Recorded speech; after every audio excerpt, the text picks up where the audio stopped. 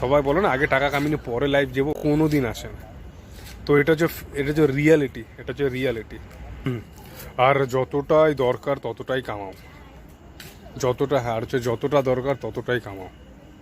কেন আলটিমেটলি বেশি কিছু চক্করে না তোমার যাবতীয় যা তুমি হ্যাপিনেস চাইছো না, যাবতীয় সব কিছু আলটিমেটলি কিচ্ছু দাঁড়াবে না।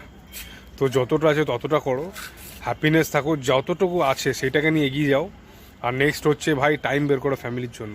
কেন এখনকার জেনারেশন এইটাই হয়ে গেছে যে টাইম নেই কারো কাছে। তো টাইম বের করো, কেন তোমার বাচ্চা বড় হয়ে যাবে, বাট তোমার সময়টা তুমি সেই তার ছেলেবেলাটাকে দেখতে পারবে না। তোমার বাচ্চাকে যে স্কুলে নিয়ে যাবে সেই শৈশবটাকে তুমি দেখতে পাবে না কাজের চক্করে।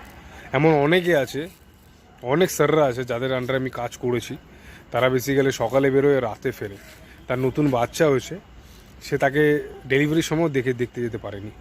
ইভেন এই সময় বসের মিটিং, ওই সময় বসের মিটিং, নানানভাবে। তো তারা তো সেটা করতেই পারেনি। তো রিয়ালিটিটা হচ্ছে এটাই ভাই, সময় হাতে নেই। তো যা আছে ফ্যামিলির তো হাতে, ফ্যামিলি কখন বড় হয়ে যাবে, কখন দূরে হয়ে যাবে তোমার কাছে, ডিপ্রেশনে তুমি আসবে তুমি নিজেও বুঝতে পারবে না। তো কখন তোমার ফ্যামিলির চাপে যে তোমার ডিপ্রেশন বা তোমার সব কিছু এসে যাবে তুমি নিজেও বুঝতে পারবে না। তো দিস ইজ দ্য রিয়ালিটি। ওকে, এখনকার রিয়ালিটি যে কামানোর চক্করে অন্তত ফ্যামিলিকে তারা ভুলে যায়, ছোটো অবস্থা ভুলে যায়। কিন্তু আলটিমেটলি এটা উচিত নয়। তাদেরও সময় দেওয়া দরকার, তোমারও সময় নেওয়ার দরকার তাদের কাছ থেকে। তো দিস ইজ দ্য থিং।